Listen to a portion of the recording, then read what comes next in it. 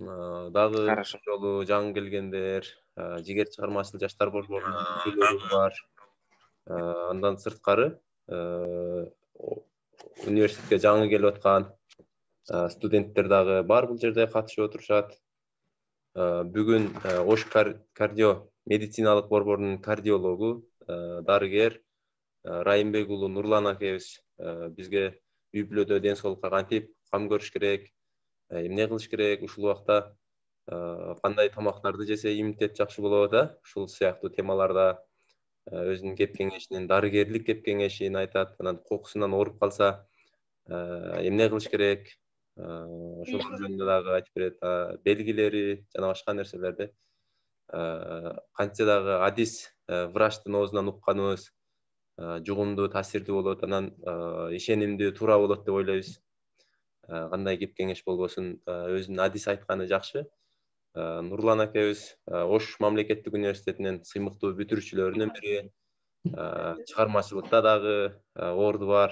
Анан кесипкөй адис катары иштеп келе жатат. Анда эмесе Нурлан аке, сиз кандай бурсаңыз, биз ошол жака бурулуп кете беребиз. Чоң рахмат. Дагы бир ирет саламатсыңар, урматтуу жигерчилер, урматтуу достор. Силер менен Zoom программасынын мейкиндигинде көрүп жатканыма абдан кубанычтамын. Эми жагдайга жараша ошол мына силердин араңардагы биздин достор демилгелеп, ушул пандемия учурунда кандай өзүн алып жүрүү керек, кандай сактануу эрежелери бар, ушул эң негизги иммунитетти чыңдоо максатында кандай жашоо образын алып жүрүш керек, кайсыл азыктар менен азыктаныш керек, ошолор боюнча суроо салып өттү. Эми эң негизгиси азыркы учурдагы эң актуалдуу болгон адис катары кеңеш жалпыңыздар үчүн бул күмүш сырга болот деп ойлойм. Эң негизги кезекте адамдар көп жыш чогулган жерлерде, мисалы мына күндө силер көчөгө чыгып өзүңүздөрдүн жумушуңуздар менен же болбосо кандайдыр бир окуулар менен билим изденип же болбосо жигерчилердин анча мынча жолугушууларына барып атасыздар. Эң негизги эреже бул биринчи кезекте маска тагынуу же болбосо азыркы учурда мына респираторлор дагы аябай жакшы жардам берет. Азыркы учурда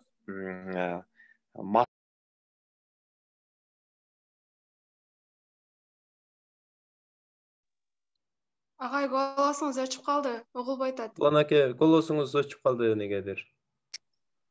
Эми жанды, кайсыл жерден келип токтоду үнүбүз? Азыр эле. Хорошо. Мына Кыргызстанда маскалар чыга баштады, медициналык, хирургиялык көк маска кадимки.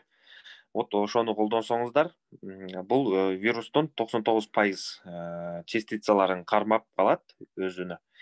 Анан да көчөдө жүргөндө, мисалы автобустун туткасын кармаганда же болбосо мынау магазинге киргенде, маркеттерге киргенде акча алганыңыздарда колуңуздарда сөзсүз түрдө санитайзерлер менен спирттин 70% кем эмес болгон каражаттарды колдонушуңуздарды сунуштаймын. Анткени 70% спирт өзүн камтыган санитайзерлер бул вирустун частицаларын өлтүргөнгө шарт түзөт. Андыктан азыркы учурдагы жаңылыш пикирлер, мисалы үчүн аракты алып туруп деле мисалы как дезинфицирующий каражат катары колдонуу бул туура эмес. Андыктан санитайзердин курамындагы спирттин өлчөмү 70%дан төмөн болбошу керек деген пикирлер айтылууда биздин окумуштуулар тарабынан. Жана да мисалы жөнөкөй материалдан тигилген маскаларды тагынбоо сунушталат. Анткени ал өзүнүн ортосундагы башка медициналык маскалардын курамындагы фильтри жок чыгып жатат. Ошондуктан үйдө тигилген маскалар жакшы вирустун частицаларын кармабайт деген окумуштуулардын далилдүү пикирлери бар. Жана ошондой эле мисалы респиратор, медициналык респираторларды колдонгондо анын маркасы бар. KN95 же болбосо FFP3 деген маркировкалуу респираторлар ишенимдүү түрдө коронавирусный инфекциядан сактайт. Андыктан ушул респираторлор жөнүндө респираторду таккандан кийин, тагып келгенден кийин кургатып кайра таксаңыздар, ал кайра жарамдуу болуп эсептелет. Азыркы учурдагы респираторлордун иштетүү мөөнөтү 15 күнгө чейин деп берилет. Мына хирургиялык бет капты, масканы 2 сааттан ашык тагынуу сунушталбайт. 2 саат сайын мына хирургиялык жөнөкөй көк бет капты алмаштырып туруу сунушталат. Андан сырткары азыркы учурда мисалы санитайзерлерди колдонуу дагы актуалдуу деп айттык. Автобустун туткаларын кармаганда, акчаларды кармаганда аны эсиңиздерге түйүңүздөр, дагы жолу айтып кетейин. Анан да азыркы учурда ушул иммунитетти бекемдөө үчүн алкоголдук ичимдиктерди ичпөө сунушталат. Жана ошондой эле тамак тартуу бул дагы жакшы эмес, себеп дегенде иммунитетти төмөндөтүп, организмди алсыратууга алып келиши ыктымал. Ана да иммунитеттин жакшы болушун шарттаган убагында тамактануу. Бул деген аябай чоң маселе азыркы учурда, себеп дегенде биздин менталитетке жараша биздин көпчүлүк калктын катмары тамактын көптүгүнө басым жасап көнүп калган. Мисалы өтө тое жебестен тамактын көлөмүнө эмес, сапатына маани беришиңиздерди суранат элем. Себеп дегенде тамактын курамындагы жетиштүү витаминдүү азыктар, микроэлементтер болушу шарт. Андыктан ар бир тамактануунун алдында мөмө жемиш камтыган, жашылча жемиштер камтыган жеңил салат менен азыктануу бул бир гана иммунитетти чыңдабастан организмге керектүү, мындайча айтканда жашоого керектүү болгон витамин, микроэлемент азыктарды камтып, организмдеги ичеги ашказан проблемаларынан дагы арылууга жардам берет. То есть организмдин туура иштешин камсыздайт. Ошондуктан азыркы учурда ошол тамактын сапатына көбүрөөк көңүл бурушуңуздарды суранат элем. Жана социалдык дистанция жөнүндө унутпаңыздар. 2 адамдын ортосундагы аралык 1,5 метрден кем болбошу шарт болот, сүйлөшүп, контакт болгон учурда. Жана ошондой эле кол алышып учурашуу сунушталбайт. Кол алышып учурашкандын ордуна колду көкүрөккө коюп, же болбосо алыстан саламатсызбы деп учурашкан бизде адат болуп калыш керек. Андыктан ушул социалдык дистанцияны, маска режими жана ошондой эле туура тамактануу адатын биз азыр өзүбүзгө сиңирип ала турган болсок, бул бир гана ушул пандемия шартына эмес, кийинки биздин өмүрүбүздүн сергек, узак жана оору сыркоосуз болушуна чоң көмөк көрсөтөт. Урматтуу достор, бул ушул азыркы учурдагы өзүнүн алып жүрүү эрежелери, сактануу эрежелеринин эң кыскача варианты дал ушундай болот. Эгер сиздерде бир кошумча суроолор боло турган болсо, же болбосо тактоочу моменттер боло турган болсо айтыңыздар, мен жооп бергенге даярмын. Азыр мына оорулар жугуп мындай бири-бирибизден мындай көбүрөөк болгондой кетип атат да, анан иммунитет күчтүү болуш керек деп укабыз да. Ошо иммунитетти күчтүү кармаш үчүн кандай кылсак болот, кандай витаминдерди алсак болот, же болбосо кандай тамактанабыз деген. Ооба, түшүндүм. Азыркы учурдун эң актуалдуу суроолорунун бири бизде дагы жумушта биздин бейтаптарыбыз көп сурайт кандай витаминдерди алсак болот депчи. Азыр бышыкчылык мезгили күз, берекелүү күз мезгили. Мына биздин айылдагы огороддорубузда же болбосо мына биздин базарларыбызда, маркеттерибизде меме жемиштин баардык түрлөрү бар. Биздин өзүбүздүн экологиялык таза азыктарыбыз бышып, жетилип калды. Андыктан аптекадан химиялык витаминдерди алып колдонгондон көрө мен сиздерге ошол биздин өзүбүздүн мына огородубуздагы бышкан меме жемиштерди сунуштай алам. Эч кандай витаминдерди колдонбостон ушул биздин күз мезгилиндеги өзүбүздүн натуралдык нукура продукцияны, меме жемиштерди азык катары көбүрөөк колдонсоңуздар, бул иммунитетиңиздердин чың болушуна, организмдин витамин менен толукталышына толук шарт түзүп бере алат. Андыктан эч кандай баягы витаминдерге мисалы эметпестен, акчаңыздарды коротпостон азыркы учурда туура тамактансаңыздар, бул жакшы иммунитетти сиздерге камсыз кылып берет. Жана ошондой эле азыр тамак боюнча айтып кетти. Тамактын сапаты дегенде мисалы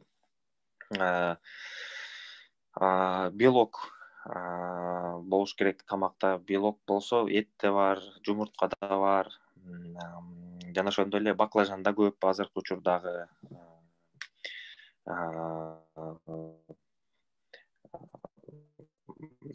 мисалы үчүн энергетикалык жактан жакшы азык болуп бере турган бул мисалы үчүн цветная капуста деген бар, брокколи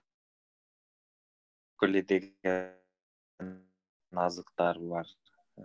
Ошолорду бул темадан бир аз сырткары, бирок сиздерге айтып коюшум абзел. Мисалы биздин көпчүлүк жарандарыбыз мисалы тамак жасап жаткан жаңы мына мисалы кууруп жаткан учурда тузду салышат.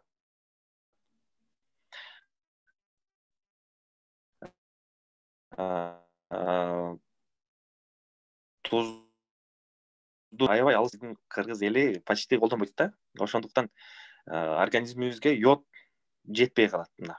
Эндемик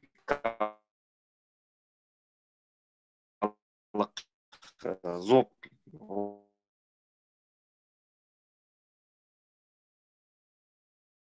оорулуулар мисалы 5-10 мүнөт калганда жасап баштаган мезгилде тузду салып койсок, бийик температуранын негизинде ошол йоддун баардыгы учуп кетет. Андыктан ушул организмибизге баардык тамактын ушул кошулган туздун курамындагы йод жетишсиздиги болбош үчүн тамакты бышып калган учурда салуу сунушталат. Жана ошондой эле ушул тамактын баардык түрлөрүн жесеңиздер болот. Айрыкча мына жаштар отурасыздар. Мен сиздерге сунуштайт элем, көчөдөгү фастфуд азыктарын азыраак колдонуңуздар. Себеп дегенде фастфуд бул курсакты алдоо үчүн гана жаралгандай сезилет. Себеп дегенде фастфудда организмге керексиз мисалы үчүн холестерин аябай көп. Жана ошондой эле адамга ашыкча салмакты тез алып келип коет. Ашыкча салмак бул өзүнчө бир өнөкөт. Себеп дегенде азыркы учурда фастфуддун мекени аталган Америка Кошмо Штаттарынын калкынын көпчүлүк бөлүгү ашыкча салмак менен жабыр тартып келет. Ошондуктан фастфуддан алысыраак болуңуздар, урматтуу жаштар. Мисалы үчүн шаурма, пирожки же болбосо гамбургер сыяктуу, хот-дог сыяктуу нерселерден азыраак пайдаланыңыздар. Тамактын сапатына көңүл буруңуздар жана тамакты ар дайым өзүңүздөргө жетерлик кылып, ар бир мисалы үчүн завтракка свежий тамак болуш керек, обедке свежий тамак болуш керек, ужинге свежий тамак болуш керек. Мисалы үчүн биздин кыргыздарда калыптанып калган көбүрөөк тамак жасап койсоң эртең менен дагы жейбиз деген түшүнүктөн бир аз алысыраак болушубуз керек, урматтуу достор. Ошондуктан ар дайым жаңы даярдалган тамакты жегенди сунуштайбыз. Себеп дегенде туруп калган тамактарда бир гана азык заттар азайбастан бул мисалы үчүн ичеги ашказандын иштешин доо тийгизиши мүмкүн. Андыктан ошол нерсени эске алып койсоңуздар жакшы болот. Саламатсызбы, мен да суроо берейин дедим эле. Айтыңыз. Эми даам сезүү менен жыт сезүүнү жоготкондон кийин анан кайра канча күндө калыбына келет, кайра качан жыт сезип баштайсың? Рахмат. Азыркы учурда бул жагдай мисалы үчүн жыт сезбөө, даам сезбөө азыркы учурда актуалдуу болуп жаткан мезгили. Себеп дегенде жыт сезүү, даам сезүүнү жоготуу бул коронавирусный инфекциянын бир симптому болуп эсептелет. Эгер коронавируска чалдыккан адам даам сезүү, жыт сезүүнү жоготкон болсо, бул көпчүлүк бөлүктө коронавирусный инфекциянын жеңил түрү болуп аткандыгын айгинелейт. Себеп дегенде мына биринчи толкун учурундагы изилдөөлөргө таяна турган болсок, даам сезүү жана жыт сезүүнү жоготкон, бирок башка симптомдор болбогон бейтаптар көбүнчө ушул 90-85% оорунун жеңил түрү менен ооругандар. Жана бул абал 5-6 күндөн баштап мисалы үчүн 2 жумага чейин сакталышы мүмкүн. Бирок нормада өзү эле эч кандай баягы побочный эффекти жок, өтүп кетиши мүмкүн. Бул учурда суюктукту көбүрөөк ичип, тез дааратканага каттап, зат алмашууну, организмдеги зат алмашууну тездетип, көбүрөөк тердеп, жана физикалык жактан активдүү болуп сунушталат. Себеп дегенде, мисалы үчүн физикалык жактан активдүү болуу бул организмдеги зат алмашуу биохимиялык процесстерди тездетет. Следовательно, баягы организмдин иштешине көбүрөөк түрткү болот жана суюктукту көбүрөөк ичкенибиз менен ушул отходдордун бардыгы бөйрөк аркылуу, ичеги ашказан системасы аркылуу токсиндер чыгып кетет. Ошондуктан бул ушунча көп суюктук, көп тердеп, анан кийин ушул баягы отработанный продукталарды организмден чыгаруу сунушталат. Негизи ушул ден соолуктун чың болушунун ачкычы бул кандай десем, физикалык жактан активдүү болуу, туура тамактануу жана ушул кеңештерди туура аткаруу. Мисалы азыр бир үйдө 5-6 адам жашаса, анын бирөөсү ошондой жыт сезбей, дам сезбей, баягы оорунун белгилери байкалып калды да. Анан мындай ошондо кандай чараларды колдонуш керек үйдө? Эмне кылсак жакшы туура болот?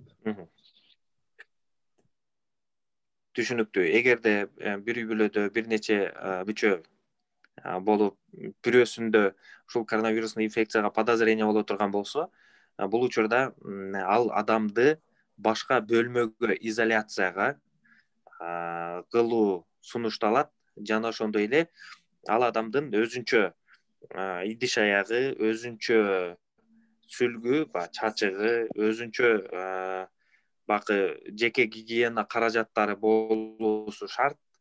Жана ошондой эле ошол адам менен мүмкүн болушунча азыраак контакт болуш керек болот.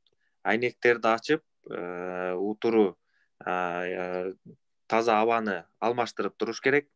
Андыктан азыр үй шартында дарылоо усулдар колдонуп атпайбы, жеңил түрү менен жабыркаган адамдарды. Ошондуктан биринчи ушул симптомдор пайда боло турган учурда ошол адамды изоляция кылып туруп, башка бөлмөгө бөлөсүздөр.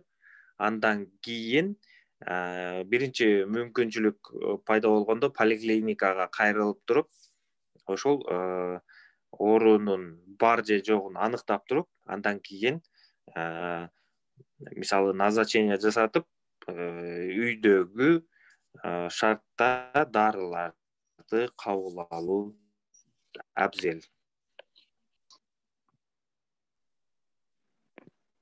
Менде да суроо бар эле агай. Айтыңыз. Бая сиз айттыңыз го аптекада мисалы өзүңөр тигип колдонсоңор болбойт масканы депчи. Ошол аптекада деле тигилген маскаларды сатып жатышат го, ошону кандай кылыш керек? Баягы азыркы учурдагы модный ар кандай сүрөттөрү бар, ар кандай логотиптери бар маскалар чыгып атпайбы? Эми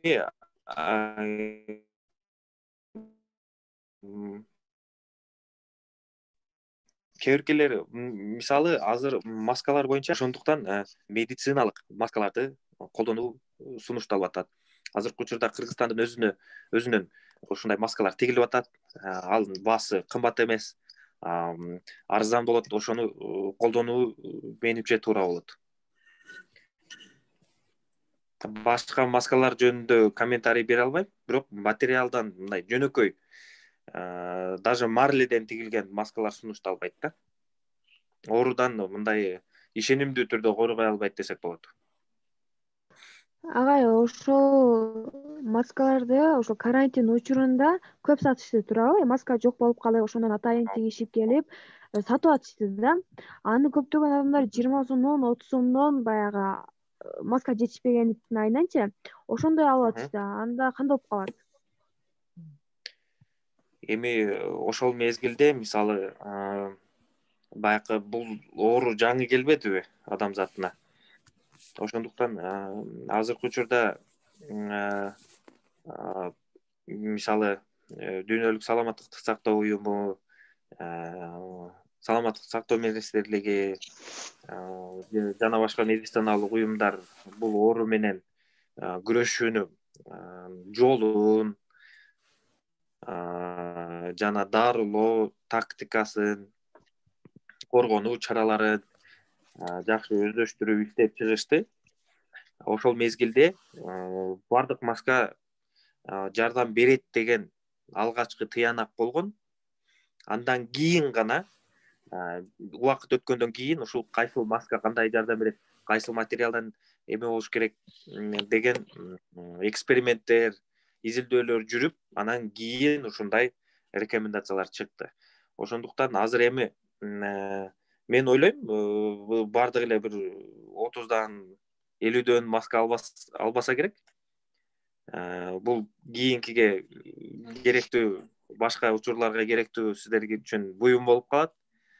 Азыркы учурда баягы хирургиялык жөнөкөй көк могул жериндеги темири бар масканы сунуштаймын, же болбосо ыңгайыңыздарга караңыздар, 15 суткага жете турган, тагып, кургатып, кайра тага турган респираторлорду колдонуңуздар, пожалуйста.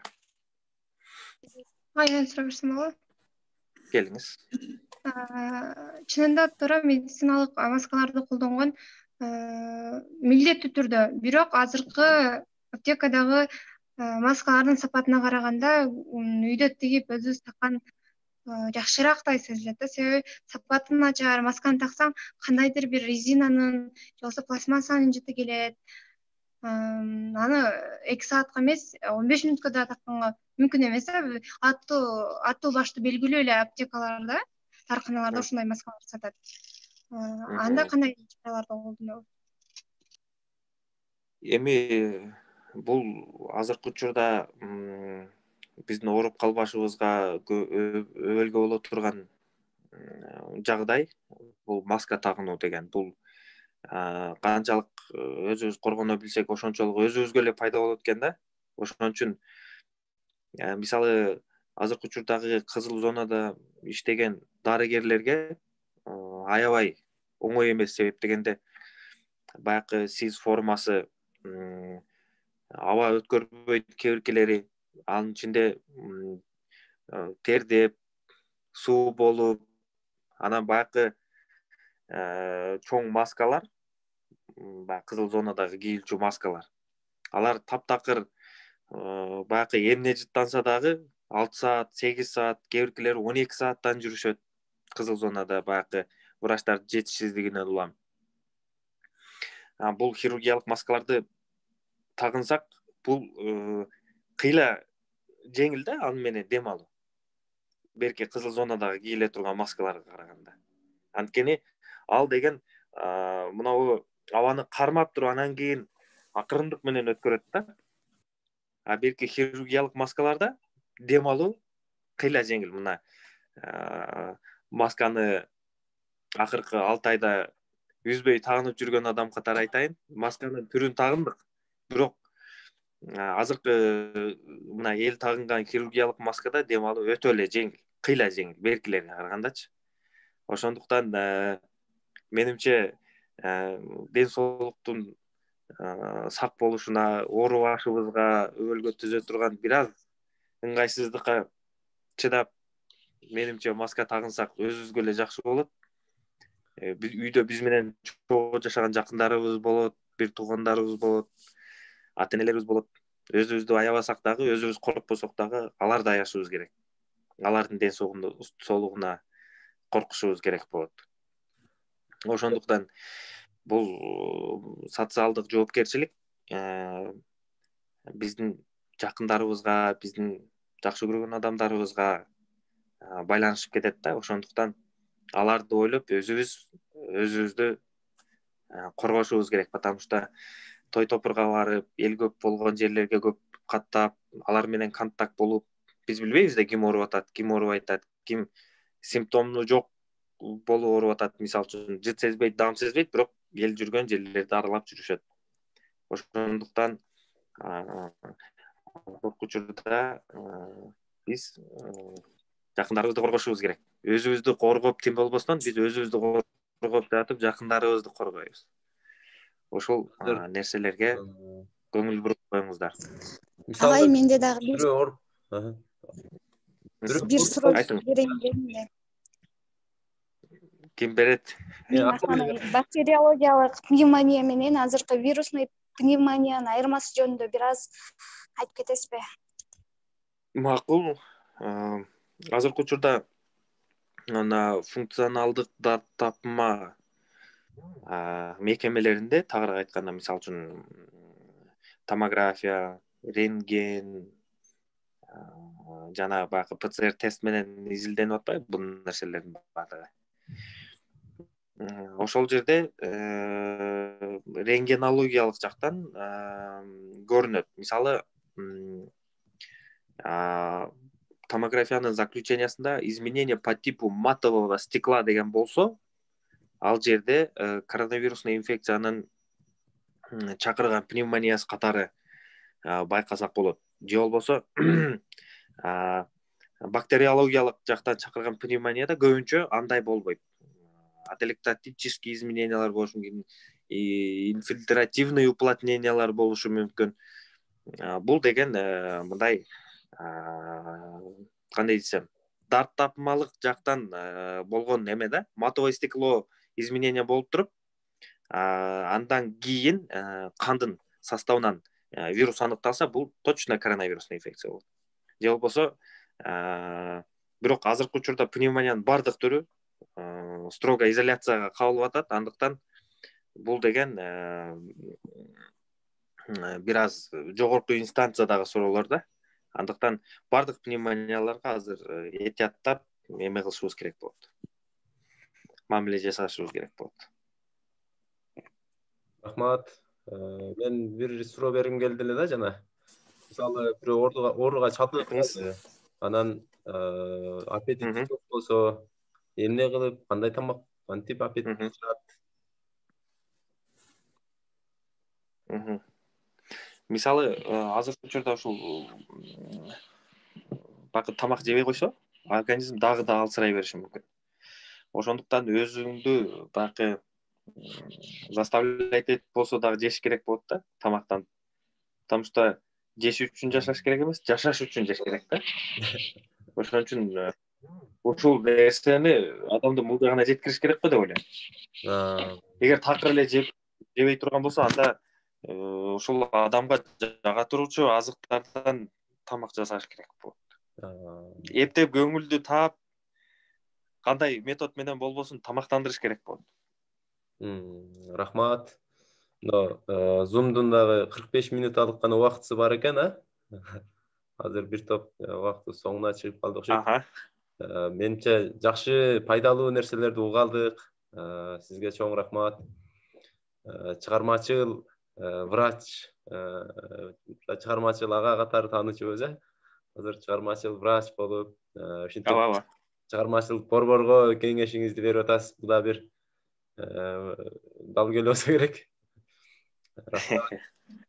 Азыр бул жерде Буюрса Улуг агай жана башкалар көрүп олтурушат. Улуг агай, саламатсызбы? Сизди көргөндө кубанычтамын. Аябай. Саламат кандай, Нурлан, жакшыбы? Ден соолук жакшыбы? Рахмат, аябай сөзүңөрдү бузбайын деп угуп отурдум. Баалуу кеңештерди айтып, биз үчүн аябай пайдалуу болду. Рахмат. Өзүң да ден соолукта бол, чарчаба, талыкпа. Эң мыкты жазуучулар врач болушкан. Жакшы чыгармачыл адамдар. Ийгилик болсун, Жигер чыгармачылык борборунун жаштардын атынан ийгилик каалайм. Рахмат айтабыз.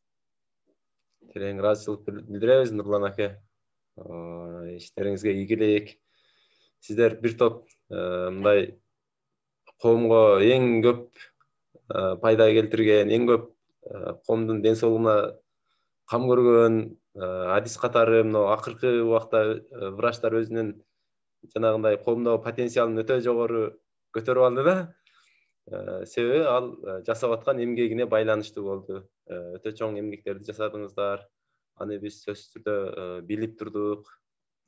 Мындан ары врачтарды биз өмүр сакчысы катары, кайсы бир кысталышта коргоочубуз катары сетип калдык десек болот. Ошо Zoom'дун убактысы бүтүп баратат. Азыр кокусунан өчүп калышы мүмкүн. Алдын ала эскертүү. Сабак кандай болду? Жакшы болду, пайдалуу эле болду, менимче. Сонун болду, чоң рахмат. Болду. Рахмат айтабыз. Акманайга ыраазычылык билдиребиз. Акманай сунуштап биз менен байланыштырып берди. Экөө Акманай менен Нурлан аке бир жерде иштеп аттыр, бир больницада. Анан айтып, биз менен байланыштырып, бүгүнкү ушул сабакты уюштуруп берди. Акманайга ыраазычылык билдиребиз. Рахмат, Акманай. Сен дагы өзүң ден соолугуңа кам көр. Азыр мен да бир алтын эрежелерди айтып кетпейинби, анда бүткүчейин айтпай калгам дегендей. Азыр баягы тамакка табити жок болуп атат деп атасыздар го, ошол тамакка табити жок болсо аскорбиновый кислота деген баягы витамин бар да, ошону калтырбай ичсеңиздер болот 2-ден 5-тен. Ошол тамактын баягы аппетитти ачат. Анан дагы баягы ошол коронавирустун инфекцияны жок кылганга дагы кыйла жардам берет, биздин кан тамырларыбыздын жакшы иштешине. Ошол пневмониянын азыркы вирусный менен берки бактериологическийде жукпайт да. Ал эми вирусный болгондо бул аба аркылуу жугат да. Ошон үчүн сөзсүз маска деп атабыз да. Ошону дагы эске алып коюңуздар. Рахмат, Акманай.